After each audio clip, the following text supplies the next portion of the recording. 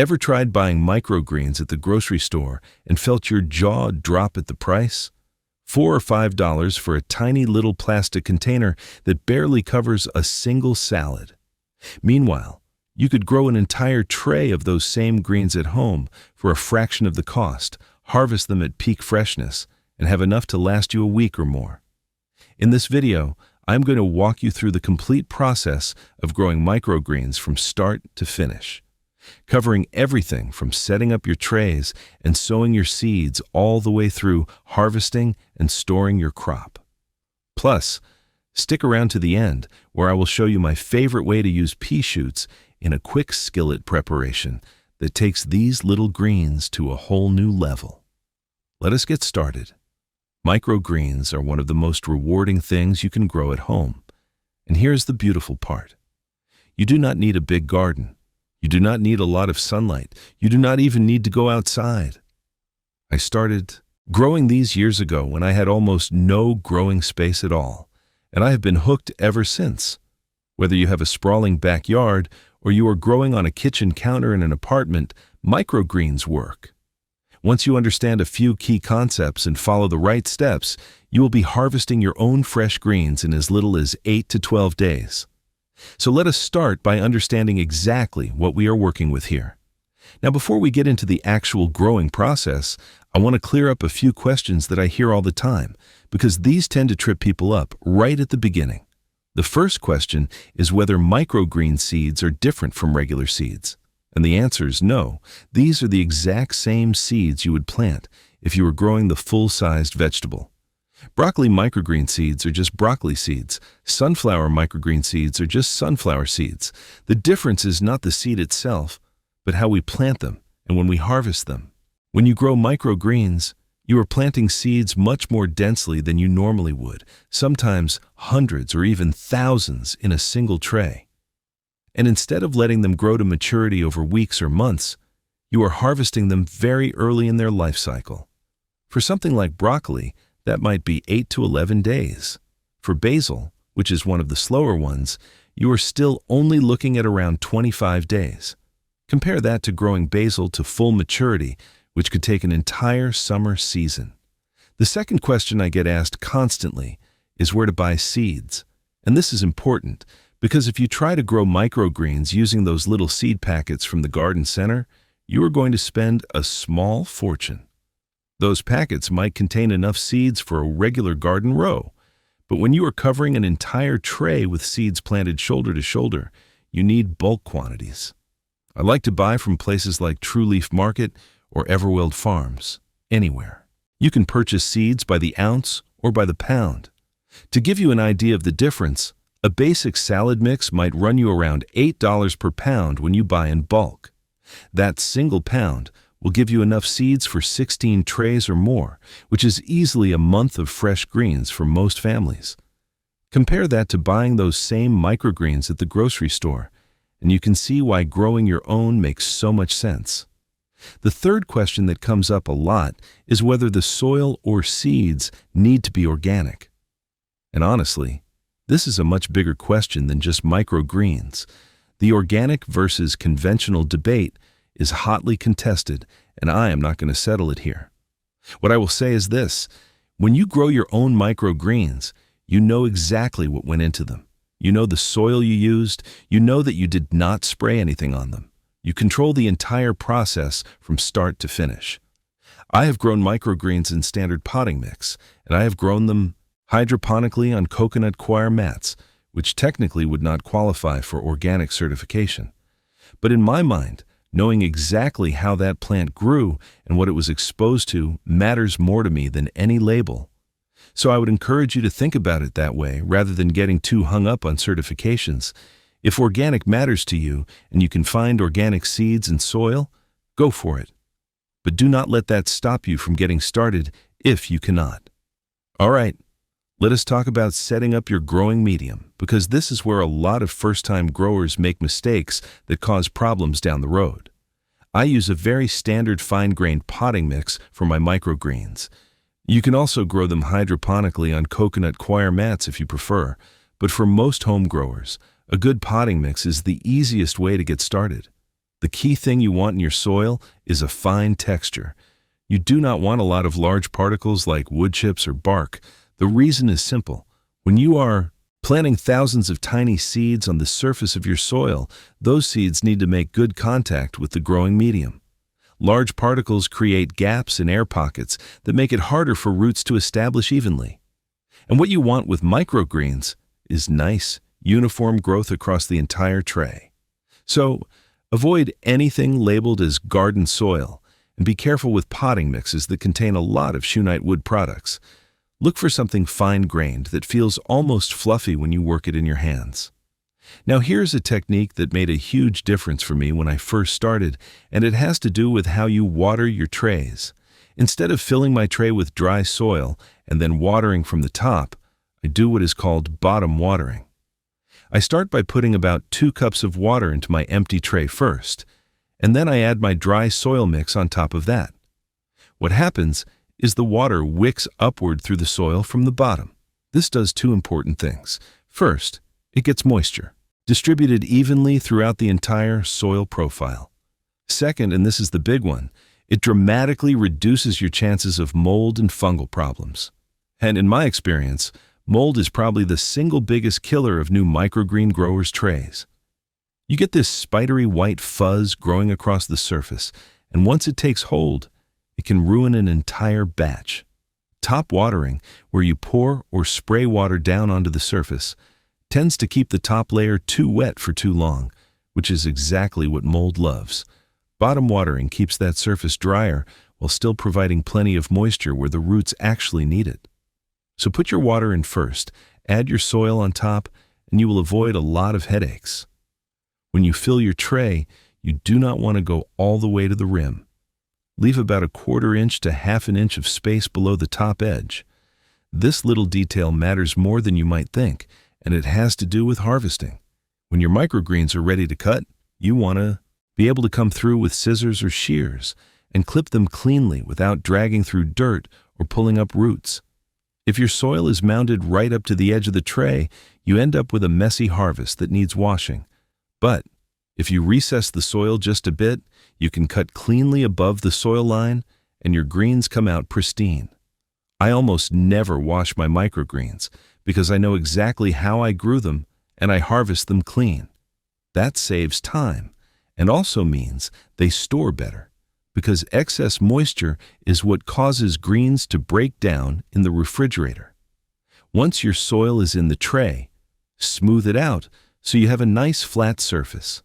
If you want to, you can take another tray and press down gently to give it a light compression. Do not go overboard here. You are not trying to pack it down hard. Just a gentle press to create good seed-to-soil contact. If that leaves any ridges or patterns in the surface, smooth those out before you sow your seeds. You want the surface as even as possible so your seeds distribute uniformly and do not clump in the low spots. All right, now we are ready to talk about actually sowing your seeds. And this is where things get interesting because different seeds have different requirements. Let us start with the simple ones. Small seeds like turnip, lettuce, arugula, mustard, and most of the brassica family are what I call direct sow seeds. You do not need to do anything special to prepare them. You just sprinkle them right onto the surface of your prepared soil, and you are good to go. For something like purple top white globe turnip, which has fairly small seeds, I use about 1.5 to 2 ounces per standard 10 by 20 inch tray.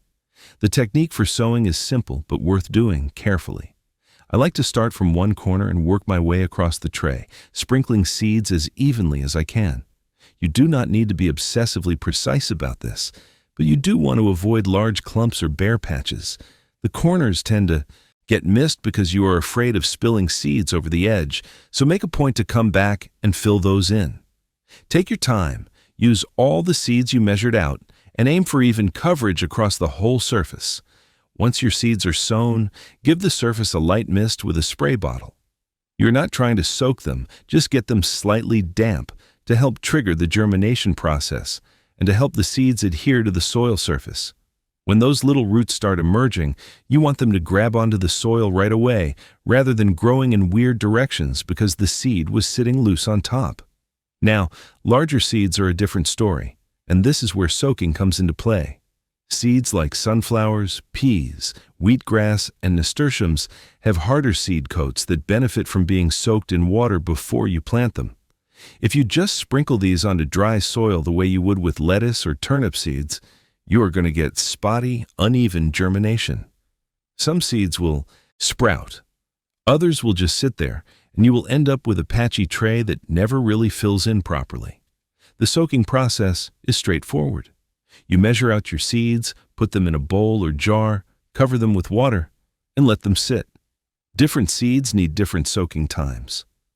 Wheatgrass does well with 8 to 12 hours. Peas need about 6 to 8 hours, sometimes up to 12.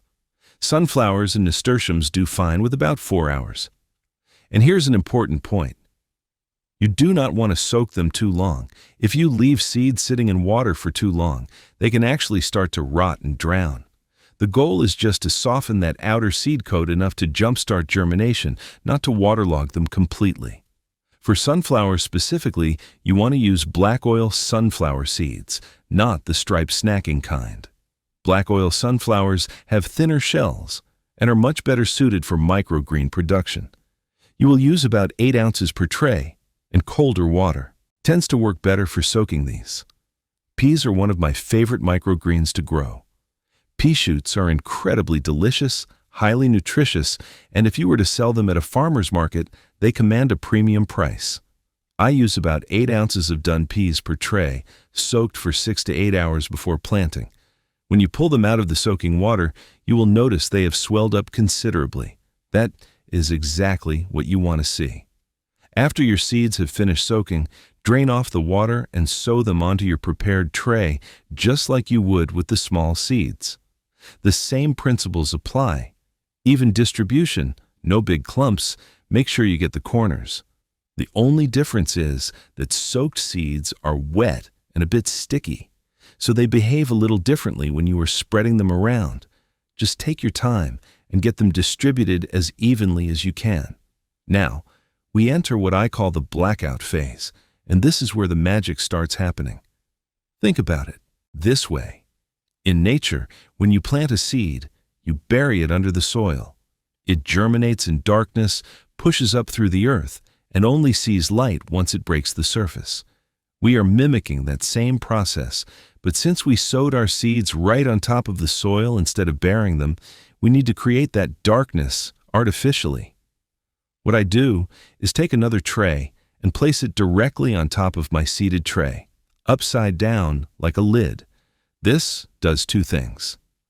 First, it blocks out light, which most seeds prefer for germination. Second, and this is the part a lot of people do not realize, it provides gentle downward pressure that simulates being buried under soil. That pressure encourages the seeds to establish strong roots and grow up sturdy instead of weak and spindly. Some growers take this a step further and add a weight on top, maybe another tray or two stacked up.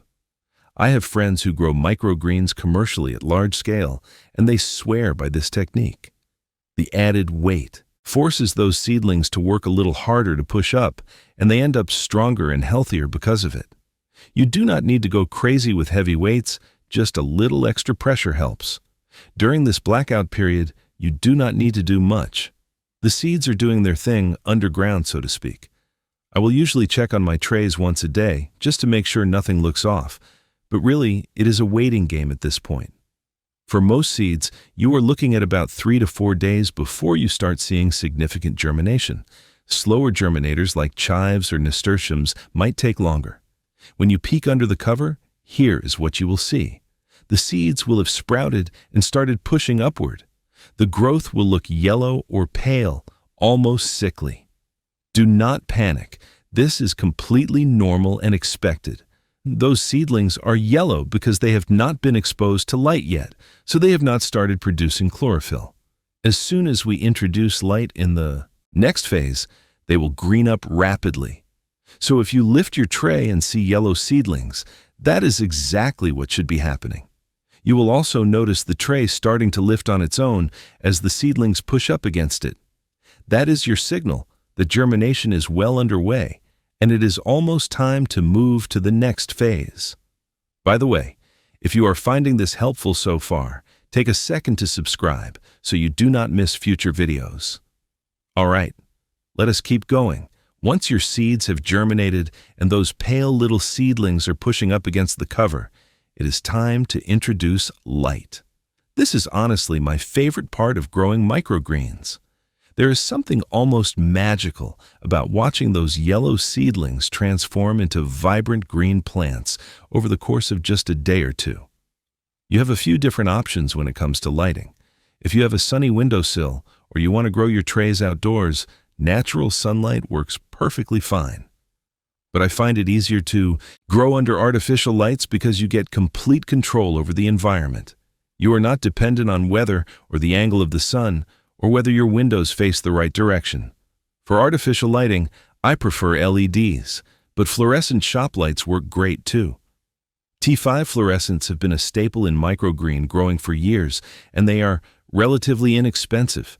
The main differences are that LEDs tend to be slightly more energy efficient for the same light output, and fluorescents put out a bit more heat. Neither of those should be a deal breaker for home growing. Use whatever you have access to or can afford. What matters more than the type of light is the placement. Microgreens are hungry for light. They want as much as they can get. If your light source is too far away, your seedlings will stretch and reach toward it, getting tall and spindly instead of compact and bushy.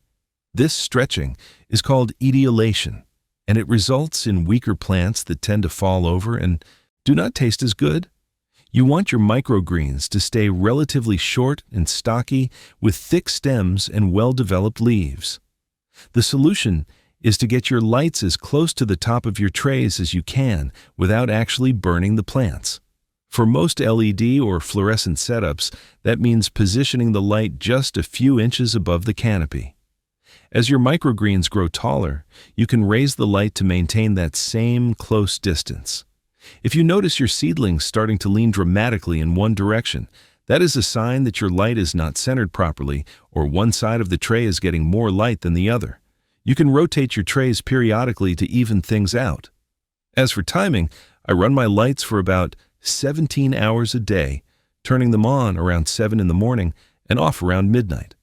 Some growers go with a straight 12 hours on and 12 hours off to mimic natural daylight, and that works fine too. But microgreens can handle, and actually, benefit from extended light periods. You could go as high as 18 hours on and 6 hours off without any problems.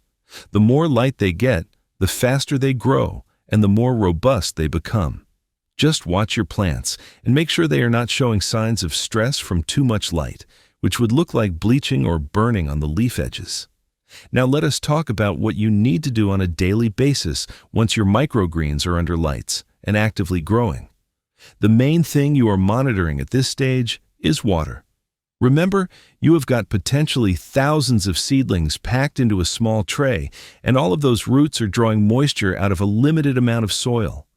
When they are actively photosynthesizing under bright lights, they are using water at a pretty rapid clip. A tray can go from nicely moist to bone dry in a day or two if you are not paying attention. Here's how I check. I simply pick up the tray and feel the weight. A well-watered tray feels noticeably heavy. A dry tray feels surprisingly light. Once you have done this a few times, you develop an intuitive sense for when your trays need water. If a tray feels light, give it a good bottom watering. I like to set my tray into a larger tray filled with about ½ an inch of water and let it soak up what it needs from below. This keeps that top surface from staying too wet, which continues to protect against mold.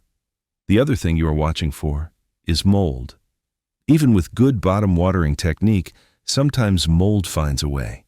It usually shows up as fuzzy white growth on the soil surface or around the base of the stems. If you catch it early when it is just a small spot, you can treat it with a diluted grapefruit seed extract spray and often save the tray. But if you let it spread, you will have to throw the whole thing out and start over. Good air circulation helps prevent mold. So if you are growing in an enclosed space, a small fan running on low can make a difference. You do not want wind blasting directly on your trays, just gentle air movement to keep things from getting stagnant. Depending on the variety you are growing, you will also start to see the seed hulls or shells on top of your seedlings. This is especially noticeable with sunflowers. As the seedlings grow, many of those hulls will fall off naturally, but some will stay stuck on the leaves. You can help them along by gently brushing your hand across the top of the canopy once the plants are tall enough.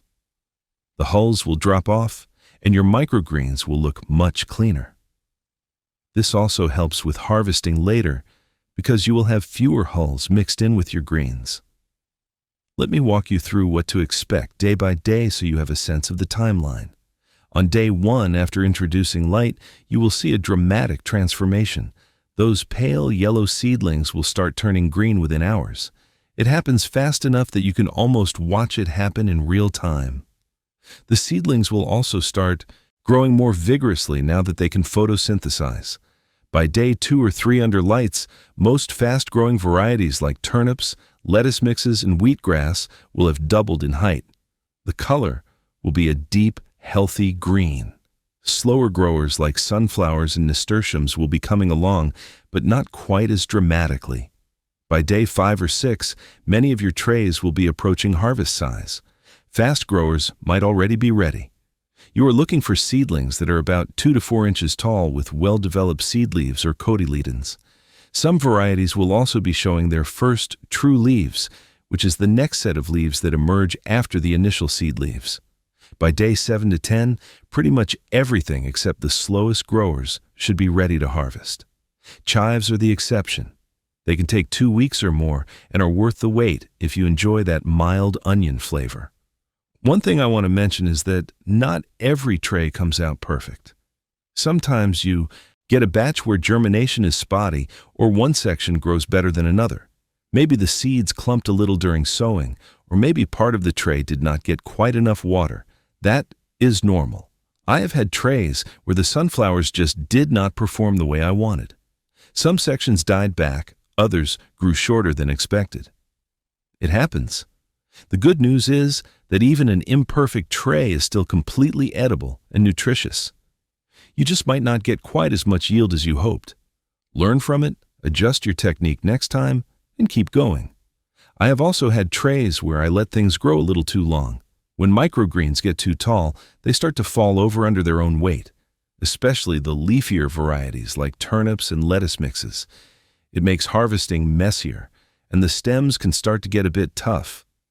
The lesson there is simple. Harvest a little earlier next time. Better to cut them slightly on the young side than to let them go past their prime.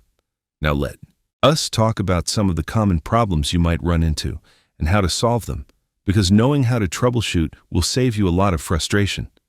The most common problem by far is mold, which I have mentioned several times already.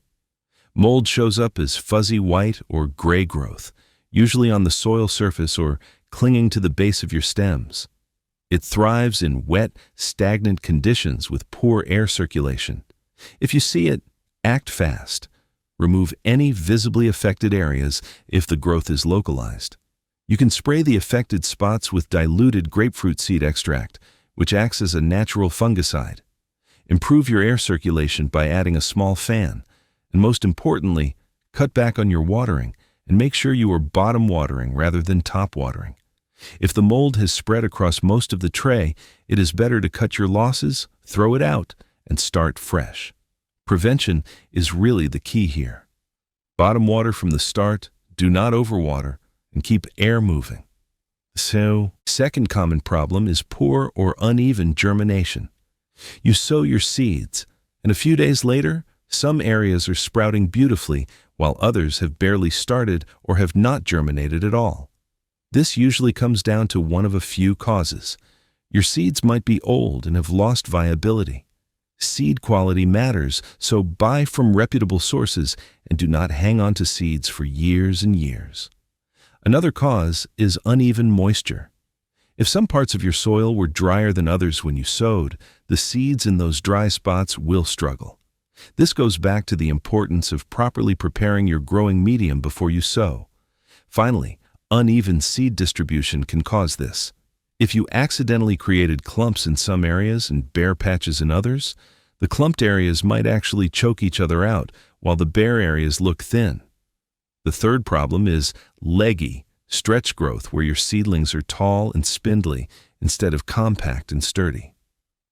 This is almost always a lighting issue.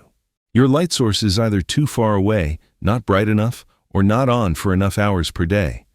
The fix is straightforward. Get your lights closer to the canopy, use a brighter light if you have one available, or extend your light period. You can also rotate your trays if one side is stretching more than the other due to uneven light distribution. The fourth problem is seedlings that fall over or collapse at the soil line. This is often caused by a condition called damping off, which is actually a fungal disease that attacks young seedlings right at the base of the stem. The stem gets soft and weak, and the seedling just topples over. Damping off is closely related to mold and thrives in the same overly wet conditions. Prevention is the same. Bottom water, do not overwater, improve air circulation. If you see damping off happening, there is not much you can do to save the affected seedlings, but you can try to save the rest of the tray by improving conditions immediately. The fifth problem is seeds that crawl toward the light during the blackout phase. You lift the cover, and instead of growing straight up, your seedlings have all grown sideways toward the edge of the tray where a little bit of light was leaking in. This is actually kind of fascinating from a plant behavior perspective, but it makes for an uneven tray. The fix is to make sure your blackout cover creates a good seal. If you are using a tray on top, make sure it sits flush. Once you expose them to overhead light, those sideways seedlings will start straightening up and growing toward the light source, so it is not a disaster. But getting a good seal from the start prevents the issue. The sixth problem is a bitter or off taste in your finished microgreens. If your greens taste more bitter than they should, it often means they were stressed during growth. Heat stress, water stress, or too much light can all cause this. It can also mean you let them grow too long, and they are past their prime. Harvest. Earlier, make sure your growing conditions are consistent and taste as you go, so you learn what each variety should taste like at its peak. The good news is that if you follow the steps we have covered, you should be able to avoid most of these issues entirely. Microgreens are genuinely easy to grow once you understand the basics. All right, your microgreens are looking beautiful. They have hit that 2 to 4 inch height, and it is time to harvest. This is the moment you have been waiting for. The tools you need are simple. A sharp pair of scissors, kitchen shears, or even grass shears for larger trays work perfectly. You also want a clean bowl or container to collect your harvest. That is really it. The technique is straightforward. You are going to cut the microgreens about 1/2 inch to 1 inch above the soil surface. You want to cut high enough that you are not dragging your scissors through dirt or pulling up roots, but low enough that you get the full length of those tasty stems. If you set up your tray properly with the soil recessed below the rim, this is easy to do cleanly. For smaller, more delicate varieties like lettuce mix or turnip greens, I use regular scissors or microtip snips. I grab a small bunch with one hand, cut with the other, and drop the cut greens into my bowl. For larger, sturdier varieties like pea shoots, I often use grass shears because I can cut across a wider swath in one motion. It just speeds things up when you have a full tray to harvest. Work your way across the tray methodically. I like to start at one end and cut in rows, moving from one side to the other. This keeps things organized and makes sure I do not miss any sections. As you cut, the greens will pile up in your bowl surprisingly quickly. A single tray can yield anywhere from a few ounces for something like lettuce mix to well over a pound for something like pea shoots. One question I get asked all the time is whether you can regrow microgreens after you cut them. For most varieties, the answer is no. When you cut a microgreen, you are removing everything above the soil line, including all the leaves. Without leaves, the plant cannot photosynthesize and has no way to fuel new growth. The seed has already used up its stored energy getting to this point, so there is nothing left in the tank. The exception is grasses like wheatgrass. Grasses grow differently than broadleaf plants. The growing point is at the base rather than the tip. So when you cut wheatgrass, it can regenerate from below and give you a second or even third cutting. I routinely get 2 or 3 harvests from a single tray of wheatgrass before the plants are exhausted. Just water the tray after cutting, put it back under lights, and wait for it to grow back. Each successive cutting will be a little less vigorous than the last, but it is still worth doing. For everything else, once you have harvested, the tray is done. I pull out the spent soil and root mat and toss it into my compost bin or worm bin. It makes excellent green material for composting. Then I clean the tray and start the whole process over again with fresh soil and new seeds. Now, let us talk about storing your harvest so it stays fresh as long as possible. The key to storing microgreens is managing moisture. Too much moisture and they will turn to mush. Too little and they will wilt and dry out. You want that Goldilocks zone where they stay crisp and fresh. For most microgreens, I store them in a sealed container or plastic bag in the refrigerator. A zip-top freezer bag works great. I put the greens in, press out most of the air, and seal it up. Then, I place it in the crisper drawer set to high humidity. Stored this way, most microgreens will stay fresh and crisp for 5 to 7 days, sometimes longer depending on the variety. Pea shoots are a bit hardier than most microgreens, and I actually store them differently. I use a mesh produce bag instead of a sealed plastic bag. The mesh allows a little more air circulation, which pea shoots seem to prefer. They store beautifully this way for about 5 days. Here's an important tip. Do not wash your microgreens before storing them. Excess moisture is what causes them to break down in the refrigerator. If you grew them properly and harvested them cleanly above the soil line, they should not need washing anyway. If you feel like you need to wash them, do it right before you eat them, not before you store them. One thing to keep in mind is that microgreens are still alive after you cut them. They are slowly respiring and using up their stored nutrients. The longer they sit in storage, the more they decline in both nutritional value and taste. So while it is great that you can store them for a week, it is even better to eat them within a day or two of harvest. That is when they are at their absolute peak. This is actually one of the biggest advantages of growing your own versus buying from the store. Store-bought microgreens might have been sitting in that plastic container for days before you even bought them. When you grow your own, you can harvest right before dinner and eat them at maximum freshness. Now for that bonus tip I promised you at the beginning. Let me share my favorite way to use pea shoots, because I think this takes them to a whole new level. Most people eat microgreens raw in salads, and that is absolutely delicious. But pea shoots are sturdy enough that they hold up beautifully to a quick sauté. Here is exactly what I do. I heat up a cast iron skillet over medium-high heat with a little bit of sesame oil or olive oil. While that is heating, I mince a few cloves of garlic.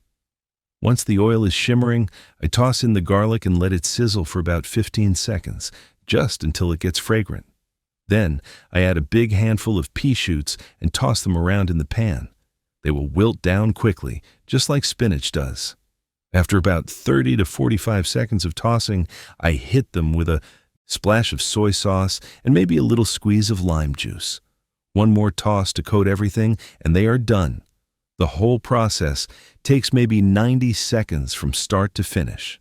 What you end up with is this incredible side dish that tastes like something from a nice restaurant. The pea shoots get slightly tender, but still have a bit of crunch. The garlic and soy sauce add this savory umami depth, and that bright, fresh pea flavor comes through beautifully.